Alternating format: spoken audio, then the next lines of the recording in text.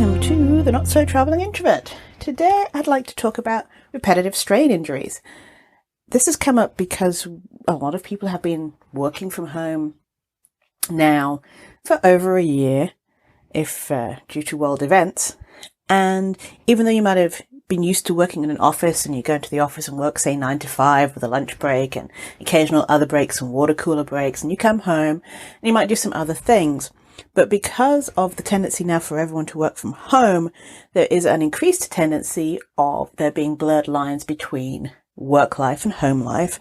And when do you start working and when do you stop working? I've been working with a lot of companies and organizations that just don't respect boundaries, and people working 10, 12, 13, 14-hour days. And so this has led to increased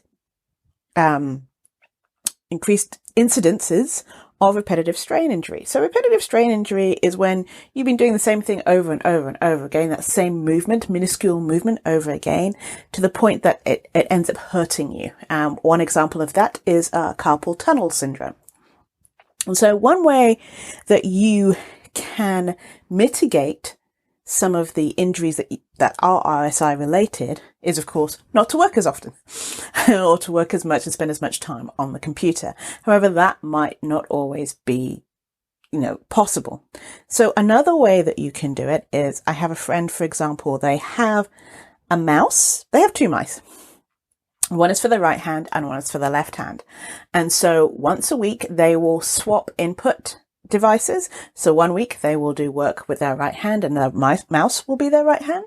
And the next week they will do it where they use the mouse with their left hand. And they've found, because they've been doing this for years, this has made them to a degree ambidextrous, but they get a lot of enjoyment and work done that way. Another ways that you can sort of switch up the input devices that you are using for your laptops and your computers, especially if then you do a whole day's work and then you go and game.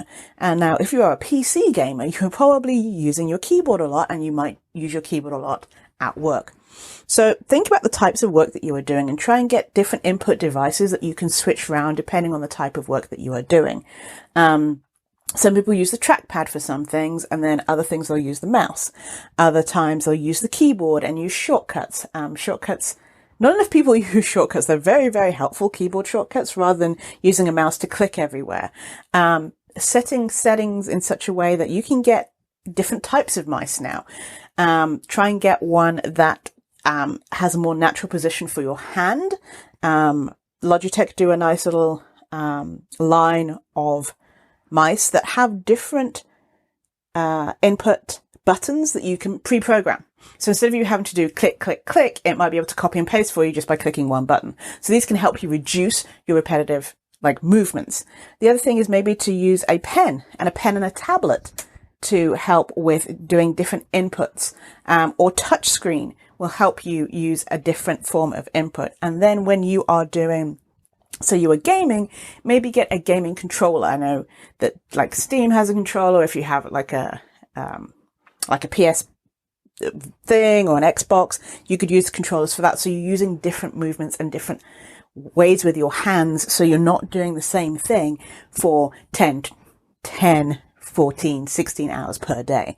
Repetitive strain injury is a real issue, and it's just becoming more and more apparent and highlighted more and more because of the amount that we use computers.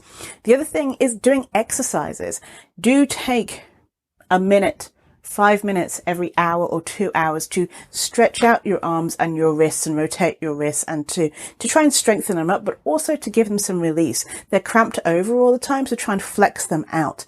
There are many different ways that you can go about sort of reducing the likelihood of getting a repetitive strain injury, but it's something that you need to think about more and more these days with health.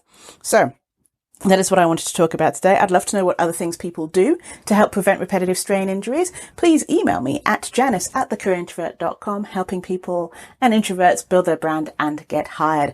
I look forward to hearing from you, and have a great rest of your week.